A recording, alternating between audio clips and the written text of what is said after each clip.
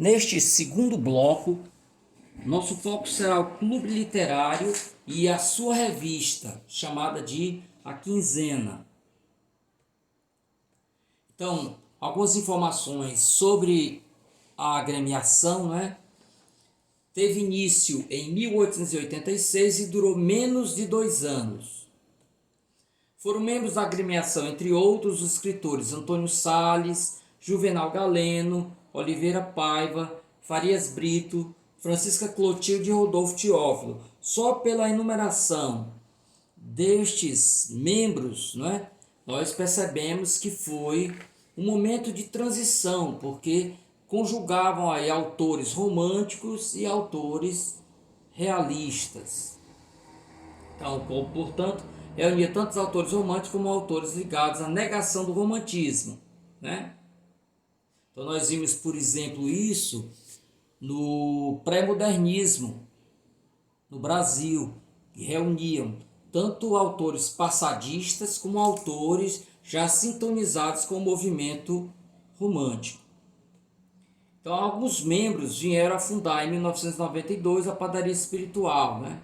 É o caso aí, por exemplo, de Antônio Salles. O grupo voltou-se para a arte em geral, não se limitando à literatura. Embora não tendo grande repercussão no cenário nacional, foi importante por dar início ao processo de implantação do realismo no Ceará.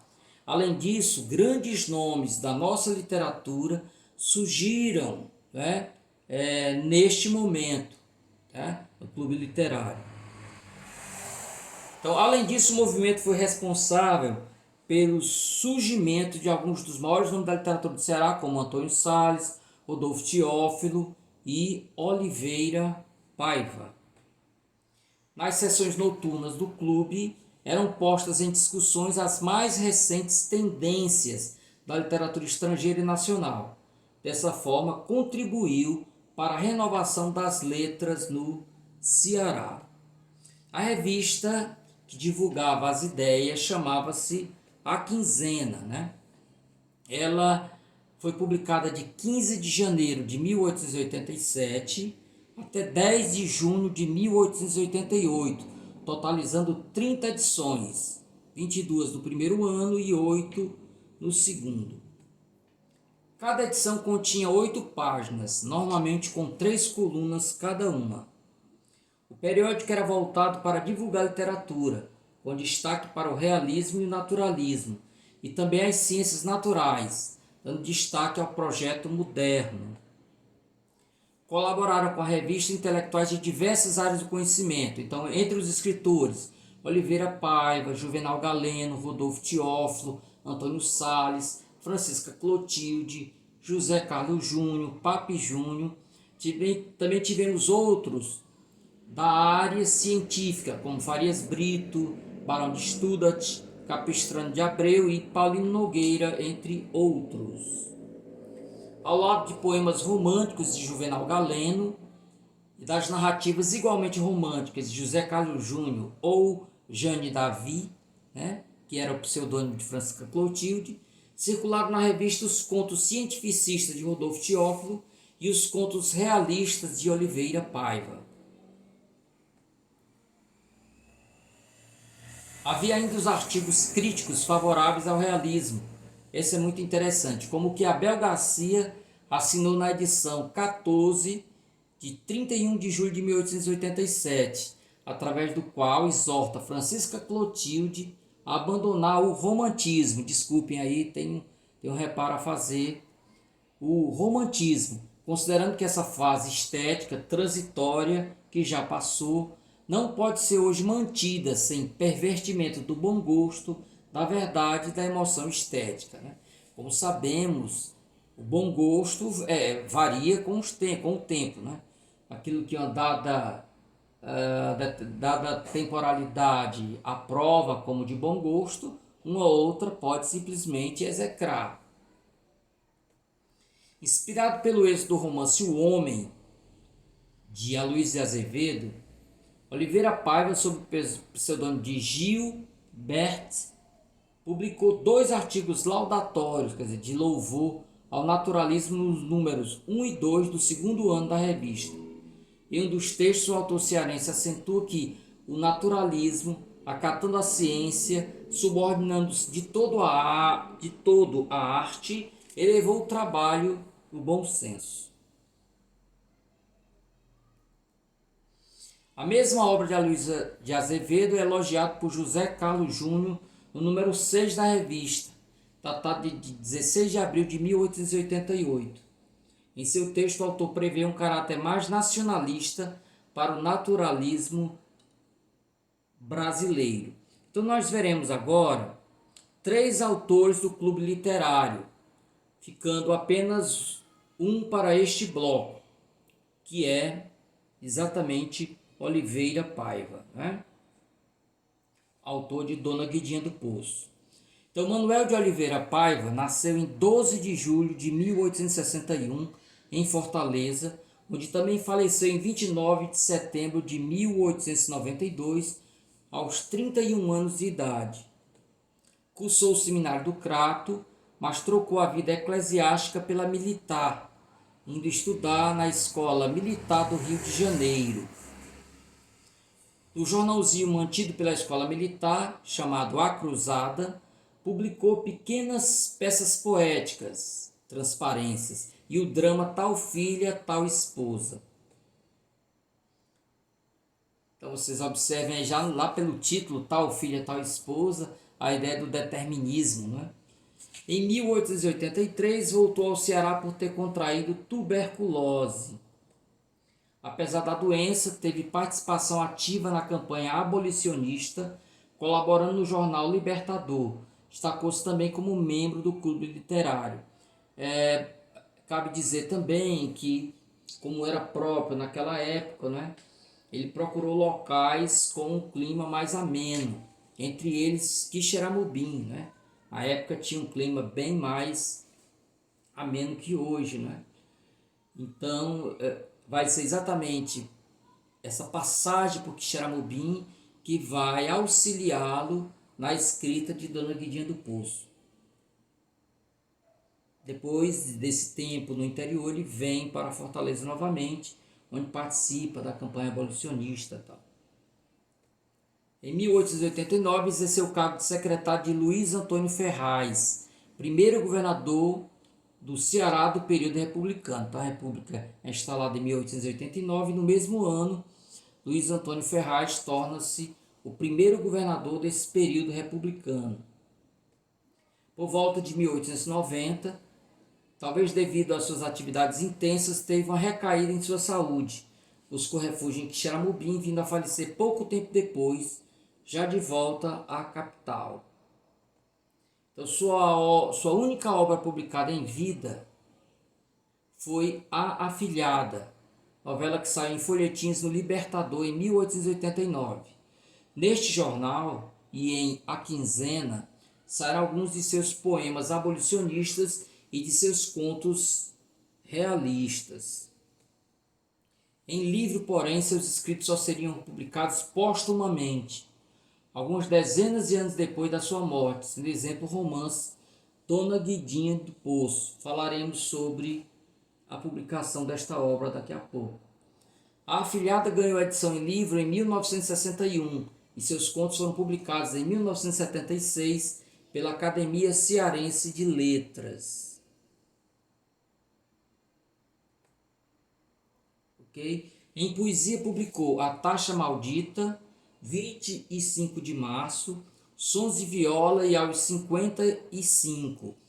Esses poemas, inclusive, né, esses livros aí, estão reunidos nesse livro Manuel de Oliveira Paiva Poemas, que vocês veem aí ilustrado, e vocês encontram a íntegra dessa obra na internet. Então, quem tiver interesse nos poemas do autor, é só procurar. Este outro Manuel de Oliveira Paiva Contos eu também tentei conseguir, mas não deu certo. Então, se algum dos colegas conseguir, por favor, mande para mim. Por ocasião de sua morte, além de uma romaria ao seu túmulo, foi organizada uma obra coletiva em sua homenagem chamada Polianteia. Marcas da obra, né? Então aqui eu trouxe alguns autores que se pronunciaram sobre a obra de Oliveira Paiva. O primeiro é João Gaspar Simões, que diz: só Camilo, em Portugal, teria podido ombrear com o autor de Dona Guidinha do Poço, embora a verdade, diga-se, Oliveira Paiva lavasse a palma na construção da intriga e na objetividade dos retratos. Deveria figurar Dona Guidinha do Poço em nossa literatura no mesmo plano de inocência e luzia homem, vencendo talvez pela densidade psicológica a primeira e pela fluidez de linguagem a segunda. Então, palavras de Lúcia Miguel Pereira, nós veremos a importância dela já já para a obra Dona Guidinha do Poço. Aderbal Jurema afirma o seguinte: em realidade, dos grupos da Academia Francesa e Padaria Espiritual, é Oliveira Paiva o romancista de melhor estilo e de mais aguda observação psicológica. Oliveira Paiva era prosador terso, quer dizer, puro, correto, né? Que sabia descrever e narrar com mão certeira e intervir no momento oportuno, com talhos irônicos de inteligência fina e crítica. Palavras de Alfredo Bose. Santos de Azevedo nos diz: vários escritores cearenses fizeram uso de termos ou expressões regionais. Nenhum, porém, soube trabalhar com tanta felicidade a nossa linguagem do povo, sem desfigurar o conteúdo literário, quanto Oliveira Paiva. Então, a obra que eu coloquei em destaque é sua obra-prima, o romance Dona Guidinha do Poço. Então, nós vamos ver agora a importância de Lúcia Miguel Pereira. Escrita em 1892, Dona Guidinha do Poço é um dos maiores romances do naturalismo brasileiro. Seus originais foram entregues pelo próprio autor ao amigo Antônio Salles, que entregou uma cópia a Lopes Filho, que a perde, e outra a José Veríssimo, que iniciou a publicação. Então ele começou a publicar nas páginas da Revista Brasileira, em folhetins, pedaço por pedaço. Só que a Revista Brasileira teve fim.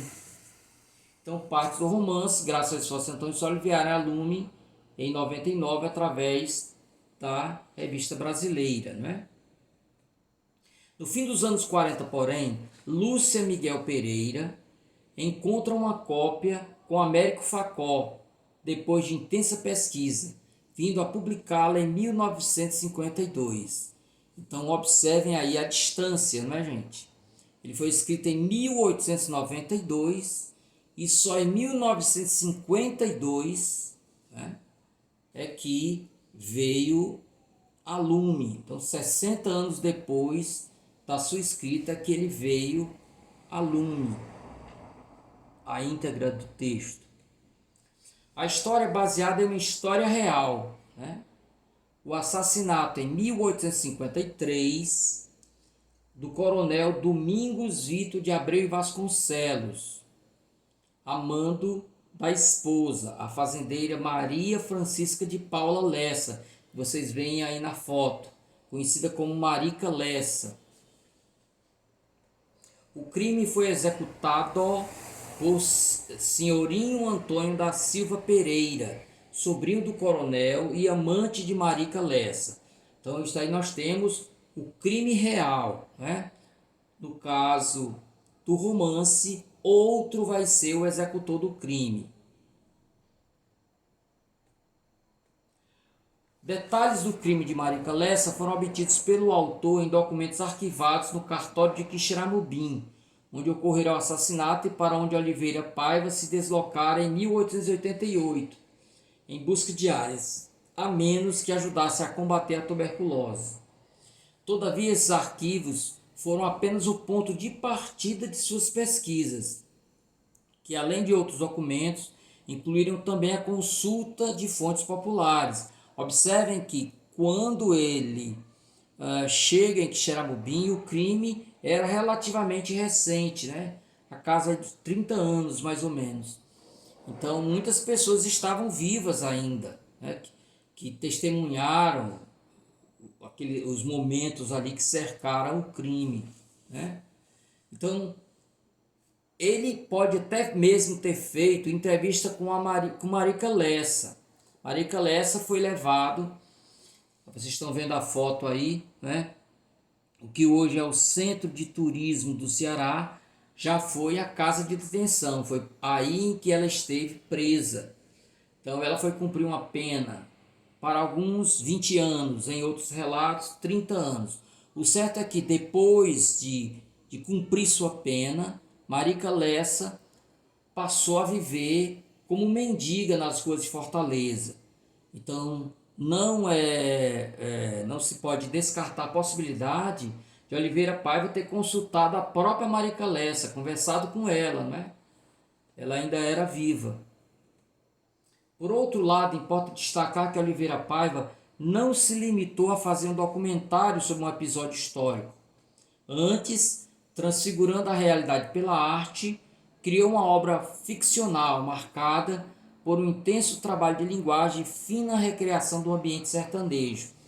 Então, aos que puderem, recomendo uma visita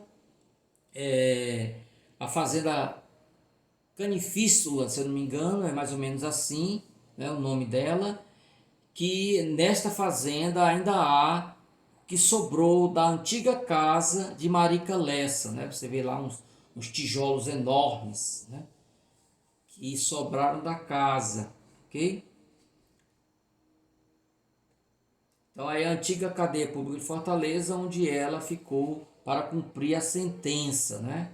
Ela ingressou em 1856 e aí há um questionamento se ela cumpriu 20 anos de pena ou se 30 anos de pena. O resumo da obra. Então, para quem não leu, ele faz algumas alterações em relação ao crime que deu origem à obra. Então, a obra conta a história de Dona Margarida Reginaldo de Souza Barros, conhecida como Guida ou Guidinha, daí o nome Guidinha do Poço, né? E nas terras dela tinha lá esse poço. Conhecido como Guida ou Guidinha, herdeira do capitão-mor Reginaldo Venceslau. Depois da morte do pai, ela se casa com o Major Joaquim Damião de Barros, o Major Kim, 16 anos mais velho do que ela. Embora tivessem casa na vila, quer dizer, no centro urbano, eles tinham residência na fazenda Poço da Moita, né, herança que ela recebeu. Depois de alguns anos de casados, Margarida se apaixona por Secundino, jovem praciano, quer dizer, vindo da capital, né, sobrinho do marido. Quando o Major Kim descobre a traição, pede o divórcio, que Guida não aceita. O Major deixa na fazenda e vai morar na casa da vila. Ela então contrata um capanga de nome Naiu para matar o marido. Então, o trecho que eu selecionei do romance, que é o trecho de conclusão da obra, nós vamos ver ela sendo chamada por Naiu, né? Referência ao capanga. O caboclo faz o serviço, mas quando é preso, revela que fora Dona Margarida a mandante do homicídio. E aí se segue o julgamento e a condenação de Dona Guidinha. Achei interessante trazer essas três capas, entre as várias edições que existem, não é? A primeira ali enfatizando a beleza, não é? A cabocla. A segunda, a sua capacidade aí, né, de montar, as suas habilidades de amazona. E finalmente a terceira capa, que você vê a personagem entre seus dois amores aí, né? Entre o marido e o sobrinho dele. Então o trecho que eu selecionei foi o fecho do romance. Então vamos ver aí como é descrito. Se encerra exatamente desse modo, né? A diligência do Poço da Moita não voltou senão no dia seguinte, o sol bem alto, apenas trazendo a presa mandatária, que o cúmplice Secundino tinha desaparecido. Ficou lá, todavia, cocando, quer dizer, espreitando uma escolta disfarçada. Guida vinha na marreca. Marreca é o nome da égua, né, que ela montava. a um lado e outro os soldados e paisanos da escolta.